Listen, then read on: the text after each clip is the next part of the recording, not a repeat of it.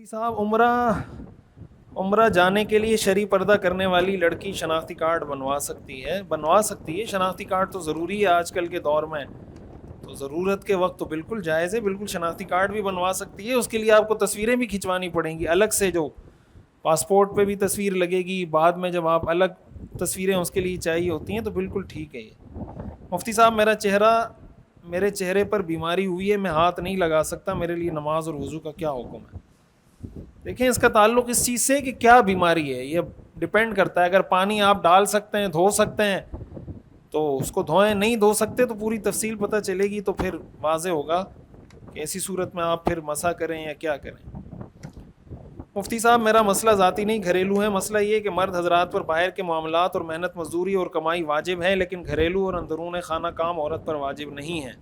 تو ایک عورت کہتی ہے کہ گھر کے کام میرے ذمہ نہیں، بطور بیوی بھی نہیں اور بطور ماں بھی نہیں، بطور ماں بھی اپنے بچوں کے لیے کھانا نہیں بناؤں گی کیونکہ مجھ پر واجب نہیں ہے۔ ایسے میں شوہر حکم دیتا ہے تو بھی کہتی ہے کہ یہ شریعت میں نہیں، کوئی مجبور نہیں کر سکتا، تو اس کا بتا دیں کہ گھر اور خاندان کے فرد ہونے کی حیثیت سے بھی کوئی ذمہ داریاں نہیں ہیں عورت کی۔ یہ بڑا اہم سوال ہے، اور آج کل یہ جو ہمارے ہاں عورت مار چورا ہوتا ہے نا، اپنا کھانا خود گرم کر لو اور اپنا موزہ خود تلاش کر لو، طرح کی چیزیں آ رہی ہوتی ہیں۔ یہ بات اچھے طریقے سے سمجھیں اس بات کو۔ دیکھیں اسلام کا جو خاندانی نظام ہے نا، وہ دنیا کے سارے خاندانی سسٹم، فیملی سسٹم سے بالکل الگ ہے۔ شریعت کے اندر دو چیزیں ہیں، ایک چیز ہے جس کو کہتے ہیں قانون، ضابطہ، کہ یہ قانون ہے۔ قانون کا مطلب یہ ہوتا ہے کہ قانونی طور پر اگر آپ عدالت میں جائیں گے تو عدالت کیا فیصلہ کرے گی، اس کو کہتے ہیں قانون۔ کہ دو بندوں کا اختلاف ہو گیا، آپ عدالت میں چلے گئے، عدالت فیصلہ کیا کرے گی؟ تو عدالت جو فیصلہ کرتی ہے اس کو قانون کہتے ہیں۔ مثال کے طور پر آپ یہ سمجھیں کہ ایک آدمی نے کسی کا 10 لاکھ روپے قرض لیا ہوا ہے، 10 لاکھ روپے قرض لیا ہوا ہے، اب وہ عدالت جائے گا تو عدالت کیا فیصلہ کرے گی کہ 10 لاکھ روپے اس کو، یہی عدالت فیصلہ کرے گی نا کہ 10 لاکھ روپے اس کو کیا کر دو، واپس کر دو، یہ قانون ہے۔ لیکن اگر یہی دو بندے بیٹھ کے آپس میں صلح کر لیں، وہ کہے یار چلو تم 10 لاکھ نہیں دے سکتے، 5 لاکھ دے دو، تو اس سے کیا ہوگا کہ اب اس پہ کتنے لازم ہوں گے؟ 5 لاکھ لازم ہوں گے۔ لیکن اگر یہ قانون میں جاتا تو قانون میں اس پہ کتنے لازم ہوتے ہیں؟ بولیں 10 لاکھ لازم ہوتے۔ تو یہ جو بات کی جاتی ہے نا کہ عورت پر کھانا بنانا واجب نہیں ہے، یہ قانون کی بات کی جاتی ہے۔ قانون کا مطلب اگر عدالت میں جائے تو عدالت یہ فیصلہ نہیں کرے گی کہ نہیں تم پہ لازم ہے، لیکن اس کا یہ مطلب نہیں کہ عورت یہ کام گھر میں کرے گی نہیں۔ اس بات کو اچھے طریقے سے سمجھیں۔ حضرت فاطمہ رضی اللہ تعالی عنہا رسول اللہ صلی اللہ علیہ وسلم کی صاحبزادی ہیں، سب سے لاڈلی صاحبزادی ہیں۔ ان کی شادی ہوئی حضرت علی رضی اللہ تعالی عنہ سے۔ حضرت علی کی جو والدہ ہیں ان کا نام بھی فاطمہ ہے، فاطمہ بنت اسد رضی اللہ تعالی عنہا۔ احادیث کے اندر یہ بات موجود ہے، حضرت علی رضی اللہ تعالی عنہ نے گھر کے کام تقسیم کیے ہوئے تھے۔ تقسیم اس طرح کیے ہوئے تھے کہ گھر کے اندر کے جو کام تھے وہ حضرت فاطمہ رضی اللہ تعالی عنہ کے ذمہ لگائے تھے، مثلا کھانا پکانا ہے، آٹا گوندنا ہے، چکی پیسنی ہے، یہ سارے کام حضرت فاطمہ بنت رسول اللہ کرتی تھیں۔ اور گھر کے باہر کے جو کام تھے کہ پانی لانا ہے، باہر سے کوئی سودا سلف لانا ہے، کوئی بھی باہر کے جو کام تھے وہ ان کی والدہ کے ذمے تھے۔ یعنی حضرت علی کی جو والدہ تھیں وہ گھر کے باہر کے کام کرتی تھیں، کہ گھر میں پانی لے کر آنا ہے تو وہ جا کے لاتی تھیں، اور گھر کے اندر کے کام کون کرتی تھی؟ حضرت فاطمہ۔ صحیح بخاری کی حدیث ہے، امام بخاری رحمۃ اللہ علیہ نے اس پر باب قائم کیا ہے، امام بخاری رحمۃ اللہ علیہ نے اس پر باب قائم کیا ہے، اور وہ حدیث مشہور حدیث ہے جو حدیث تسبیح فاطمی کی فضیلت میں بیان کی جاتی ہے کہ حضرت فاطمہ رضی اللہ تعالی عنہا گھر میں چکی پیسا کرتی تھی، اس کی وجہ سے ان کے ہاتھ میں چھالے پڑ گئے تھے، ہاتھ سخت ہو گئے تھے ان کے، چکی پیس پیس کر۔ تو وہ حضور علیہ الصلاۃ والسلام کے پاس آئیں، حضرت عائشہ سے کہا کہ حضور کے پاس کچھ غلام آئے ہیں، تو آپ حضور سے سفارش کر دیں کہ ایک غلام مجھے دے دیں تاکہ وہ ہمارے گھر کے کام کاج کر لیا کرے۔ حضرت عائشہ نے حضور سے فرمایا کہ فاطمہ کے ہاتھ سخت ہو گئے، اس کے ہاتھ میں چھالے پڑ گئے چکی پیس پیس کر، تو آپ ان کو ایک غلام دے دیں۔ حضور نے فرمایا میں تمہیں ایک ایسا ذکر بتاتا ہوں کہ اگر تم وہ کر لو تو تمہارے لیے غلام سے زیادہ بہتر ہے۔ آپ نے فرمایا کہ 33 مرتبہ سبحان اللہ، 33 مرتبہ الحمدللہ اور 34 مرتبہ اللہ اکبر پڑھ لیا کرو، اس خادم سے تمہارے لیے یہ بہت بہتر ہے۔ خادم نہیں دیا حضرت فاطمہ کو، اسی کو تسبیح فاطمی کہتے ہیں نا، تسبیح فاطمی اس کو اسی لیے کہتے ہیں کہ حضرت فاطمہ کے سوال کرنے پر امت کو یہ تسبیح ملی ہے۔ تو حضرت فاطمہ تو چکی پیسا کرتی تھی، وہ کس کی بیٹی ہیں؟ اللہ کے رسول کی بیٹی ہیں۔ کس کی بیوی ہیں؟ حضرت علی کی بیوی ہیں۔ وہ تو گھر کا کھانا پکاتی تھیں۔ تو ظاہر ہے کہ یہ رسول اللہ صلی اللہ علیہ وسلم کو پتا تھا یا پتا نہیں تھا کہ میری بیٹی چکی پیستی ہے؟ پتا تھا نہیں پتا تھا؟ پتا تھا نا یہ سب کچھ۔ تو اللہ کے رسول کا یہ جو عمل ہے، دیکھیں جو حدیث ہوتی ہے نا، حدیث 3 چیزوں کو کہا جاتا ہے۔ ایک قول یعنی حضور کا ارشاد، اس کو بھی حدیث کہتے ہیں۔ ایک حضور کا فعل، آپ نے کوئی کام کیا، اس کو بھی حدیث کہتے ہیں۔ ایک کو عربی میں کہتے ہیں تقریر۔ تقریر کا مطلب ہوتا ہے کہ آپ کے سامنے کسی صحابی نے کوئی کام کیا اور آپ نے منع نہیں کیا، اس کو کہتے ہیں تقریر عربی میں۔ تقریر کا مطلب کسی کو برقرار رکھنا۔ وہ جو آپ اپنے عمل سے کسی کو برقرار رکھتے ہیں، وہ عمل بعض اوقات سنت ہوتا ہے، بعض اوقات واجب ہوتا ہے، بعض اوقات فرض ہوتا ہے۔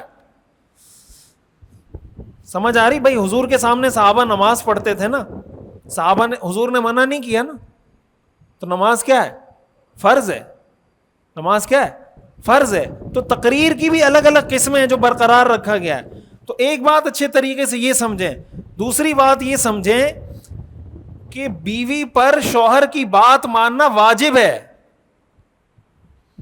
شوہر کی بات ماننا کیا ہے؟ واجب ہے۔ حدیث میں آتا ہے نا کہ اگر میں کسی کو سجدے کا حکم دیتا تو بیوی کو حکم دیتا کہ شوہر کے سامنے کیا کرے؟ سجدہ کرے۔ حدیث میں آتا ہے وَصَامَتْ شَهْرَهَا وَحَسَّنَتْ فَرْجَهَا وَأَطَاعَتْ بَعْلَهَا دَخَلَتْ مِنْ أَيِّ أَبْوَابِ الْجَنَّةِ شَاءَتْ۔ آپ نے فرمایا جس عورت نے 5 وقت کی نماز پڑھی، رمضان کا روزہ رکھا، اپنی شرمگاہ کی حفاظت کی اور اپنے شوہر کی اطاعت کی، وہ جنت کے جس دروازے سے چاہے داخل ہو جائے۔ تو شوہر کی اطاعت کا کیا مطلب ہے؟ شوہر کی اطاعت کا کیا مطلب ہے سوائے اس کے کہ شوہر آپ کو یہ کہے گا چائے بنا کے دے دو، کھانا بنا کے دے دو، یہی کہے گا نا شوہر، اور کیا اطاعت کرے گی بیوی شوہر کی؟ وہ جو میاں بیوی کے تعلقات ہیں، سیکولر لوگوں کو تو اس پر بھی اعتراض ہے۔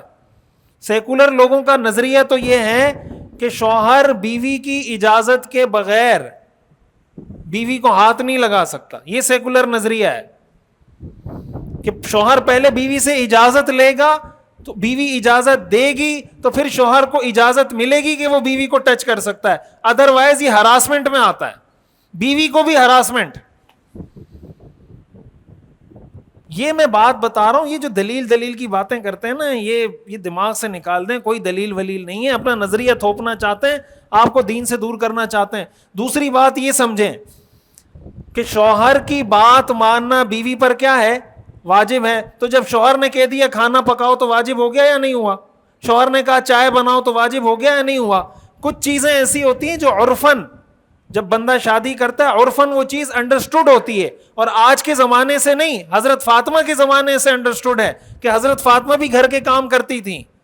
تو جب عرف میں یہ بات طے ہے، اس کا مطلب یہ بیوی پہ لازم ہے کہ وہ یہ کام کرے۔ تیسری بات، جو لوگ یہ کہتے ہیں کہ بیوی پر لازم نہیں ہے کہ وہ گھر کے کام کرے، تو کیا شوہر پہ یہ بات لازم ہے کہ بچے کو میٹرک کروائے؟ بولیں، شوہر پہ لازم ہے کہ بچے کو F A F S C کروائے؟ بولیں، کیا شوہر پہ لازم ہے کہ بچے کو یونیورسٹی کی تعلیم دے؟ نہیں ہے لازم۔ کس نے لازم کیا ہے؟ قرآن میں تو لازم نہیں ہے۔ کتنے آپ کو ایسے بڑے بڑے علماء مل جائیں گے جنہوں نے میٹرک نہیں کیا، وہ بڑے بڑے علماء ہیں، گریجویشن تو بہت دور کی بات ہے، انہوں نے میٹرک نہیں کیا ہوا، تو کیا ان کے والدین نے ان پہ ظلم کیا ہے؟ تو کیا یہ سیکولر لوگ اسی یعنی سٹینڈرڈ کو سامنے رکھتے ہوئے کہ جو چیز قانوناً لازم نہ ہو تو وہ آپ اس پہ لازم، قانوناً کا مطلب شرعاً اگر کوئی چیز لازم نہیں ہے تو وہ آپ اس پہ لازم نہیں کر سکتے. اس کا مطلب اگر کوئی شوہر یہ کہتا ہے کہ میں اپنے بچے کو اسکول نہیں بھیجوں گا تو بیوی کو اس پر احتجاج کرنے کا حق نہیں ہے. لیکن سیکولر بیوی سب سے پہلے اس پہ کیا کرے گی؟ احتجاج کرے گی کہ بچے کیا ہو رہے ہیں؟ خراب ہو رہے ہیں. جب بچے خراب ہو رہے ہیں شوہر کہے مجھ پہ لازم نہیں ہے بھائی اپنا کام کرے. والد پر جب اولاد بالغ ہو جائے, اولاد کا خرچہ والد پہ لازم, بولیں قانوناً شرعاً والد پہ بالغ اولاد کا خرچہ لازم. اس لیے بالغ بیٹا اپنا صدقہ فطر خود ادا کرتا ہے, لیکن کیا والد اپنے بالغ اولاد کا خرچہ اٹھاتا نہیں اٹھاتا؟ بالغ اولاد کی یونیورسٹی کی فیسیں ادا کرتا ہے یا نہیں کرتا؟ تو سبحان اللہ, شوہر بچے کو میٹرک بھی کروائے, ایف اے بھی کروائے, ایف ایس سی بھی کروائے, گریجویشن بھی کروائے, ایم بی اے بھی کروائے, بالغ ہونے کے بعد اولاد کا خرچہ بھی اٹھائے, بیوی کا خرچہ بھی اٹھائے, گھر کا کرایہ بھی دے, بجلی کا بل بھی دے, باہر جا کے خجل خوار بھی ہو, جاب بھی کرے, بزنس بھی کرے. عورت کے پاس لے دے کہ گھر میں ایک کام رہتا ہے کہ چائے پکا لے, گھر کی صفائی کر لے, کھانا بنا لے. وہ کہتی ہے نہیں یہ قانوناً مجھ پہ لازم نہیں ہے. شوہر پر بیوی کا علاج کرنا بھی قانوناً لازم نہیں ہے. شرعاً, قانون کا جو لفظ میں استعمال کر رہا ہوں یہ شریعت کے قانون کی بات کر رہا ہوں. بیوی کا علاج کرنا شوہر پہ لازم نہیں ہے. تو اگر اس پر آئیں گے, یہ جو میاں بیوی کا رشتہ ہوتا ہے یہ علماء نے لکھا ہے یہ ضابطے سے نہیں رابطے سے چلتا ہے, ضابطے سے نہیں. جب اس کے اندر کوئی اسی وجہ سے جب میاں بیوی کے رشتے میں کوئی باہر سے مداخلت کرتا ہے نا یہ رشتہ بگڑتا ہے. اسی لیے بگڑتا ہے کہ وہ اس کو کسی قاعدے ضابطے کے تحت لانا چاہتا ہے. یہ رشتہ ایسا ہے کہ شوہر کو بھی کمپرومائز کرنا پڑتا ہے, بیوی کو بھی. یہ سیکولر تصور ہے خاندانی سسٹم کا کہ بھائی بیوی پہ بیوی کرے گی کیا کرے گی بیوی جب اس نے بچوں کی تربیت بھی نہیں کرنی, اس نے کھانا بھی نہیں پکانا, اس نے چائے بھی نہیں پکانی, وہ کیا کرے گی گھر میں بیٹھ کے؟ تو اس کو تو اسلام کا شکریہ ادا کرنا چاہیے کہ کوئی ایسا نظام دیا ہے کہ مصروف رہے, کچھ کام کرے. تو اس کا ہرگز یہ مطلب نہیں ہوتا. یہ جو بات کی جاتی ہے عورت پہ لازم نہیں, اس کا مطلب قانون میں اگر وہ عدالت چلی جاتی ہے تو عدالت میں اس کو مجبور نہیں کیا جائے گا. لیکن عدالت میں قانون شوہر کو پھر اس بات پہ بھی مجبور نہیں کر سکتی کہ تم اس کو بیوی بنا کے رکھو. شوہر یہ کہہ سکتا ہے کہ ٹھیک ہے آپ اس کو کھانا پکانے پہ مجبور نہیں کرتے تو میں طلاق دینے پر مجبور ہوں, میں طلاق دے دیتا ہوں اس کو. کیا کوئی عدالت اس کو منع کر سکتی ہے؟ تو جب معاشرے میں اس طریقے سے طلاقیں ہونا شروع ہوں گی, خاندانی نظام اس سے بہتر ہوگا یا خراب ہوگا؟ بھائی عورت پہ قانوناً ٹھیک ہے لازم نہیں ہے کھانا پکانا, کیا اس شوہر پہ اس بیوی کو رکھنا قانوناً لازم ہے؟ تو یہ کیوں رکھے گا؟ وہ کہے گا جب یار اس کو اتنی تمیز نہیں ہے میں کیوں رکھوں اس کو فارغ کرو یہاں سے. تو جب ایک کو طلاق ہوگی, دوسری کو طلاق ہوگی, تیسری کو طلاق ہوگی, کیا اسلام ایسا معاشرہ چاہتا ہے؟ تو اس چیز کو یہ بچیوں کو سمجھانے کی ضرورت ہے. علماء کی طرف سے جب یہ بات کی جاتی ہے وہ صرف اس حد تک سمجھانے کے لیے کہ یار بیوی کو بالکل نوکرانی مت بناؤ. نوکرانی اس سینس میں کہ وہ دیور کو بھی کھانا پکا کے دے رہی ہے, وہ جیٹ کو بھی کھانا پکا کے دے رہی ہے, وہ جناب 50 مہمان آ رہے ہیں ان کا بھی کھانا پکا رہی ہے, آپ کا بھی پکا رہی ہے. اس کو نوکرانی مت بناؤ. ایک لمٹ کے اندر جو گھر کے ضروری کام کاج ایک عورت کو کرنے چاہیے وہ اس کو کرنے چاہیے. اس کا یہ مطلب نہیں کہ عورت یہ کہے کہ مجھ پہ گھر کی کوئی خدمت نہیں لہٰذا عیاشی کرو. تو اسلام کا خاندانی نظام تو سارا بیس اسی پہ کرتا ہے. صحابہ کرام کی آپ پوری ہسٹری اٹھا کر دیکھیں, ازواج مطہرات کی, کیا ازواج مطہرات گھر میں کھانا نہیں پکاتی تھیں؟ حضرت عائشہ, حضرت خدیجہ, حضرت ام سلمہ یہ گھر میں کھانا نہیں پکاتی تھیں؟ کیا اس زمانے میں ہوٹل تھے؟ اللہ کے رسول ہوٹل سے کھانا لاتے تھے؟ کوئی ریسٹورنٹ سے کھانا لا کے دیتے تھے؟ یا اللہ کے رسول گھر میں جا کے خود کھانا پکاتے تھے؟